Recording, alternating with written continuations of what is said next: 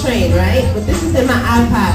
I'm trying to wonder why I'm broke. I'm trying to figure out how I can live the life that I want to be living in the midst of the tourists snapping pictures in the middle of the subway car, the lady on the intercom talking about say something if you see something, and I'm squished, right? And I'm listening to this song, but I've heard the album a billion times. I'm a big Tribe Called Quest fan, so I'm kind of listening, I'm kind of not. I'm trying to be focused, right?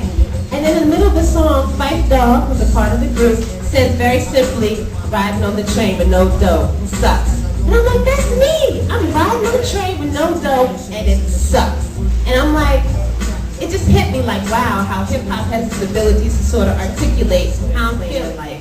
And so that's kind of the jumping point for the book, was a way for me to expand upon this idea of how do I use the music in my day-to-day and show the world how hip-hoppers use the music in their day-to-day. My lingual affair with wordplay, that sounds so deliciously dirty, began as a one-night stand with hip-hop music that morphed into a relationship I never expected. When I was younger, I was infatuated by the witty and often complex rhymes and wordplays like Big Daddy Kane and Slick Rick.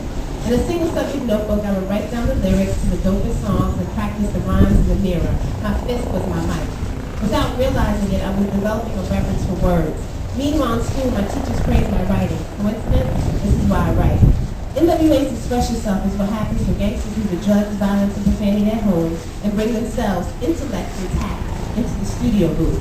A young Dr. Dre, an original member of the Compton crew that popularized an entire subgenre of rap music, comes from behind the production boards to tell the world that when you combine a subject and a predicate and an add-a-type rhythm, the result might make you think. When NWA bum rushed hip-hop, I was miles away from Compton. Not only in distance as a Jersey girl, but also in environment. I had no clue what a 6'4" was, but deduced it was some type of car, and couldn't tell you what to do with a 12 gauge.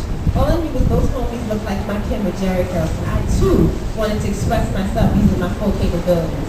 Hip-hop not only gave voice to the voiceless, but for this little brown girl, and I didn't know it then, the music was also an early introduction to a new personal narrative, the type that wasn't validated by my school studies. Stories that drip from the mouths of kids who were old, white, or dead. Compton cats, Brooklyn babies, and Bronx brothers were writing from their own perspective. People around the country were listening. Their words, thoughts, and ideas mattered. This was powerful to a little brown girl. This was powerful to many brown boys and girls.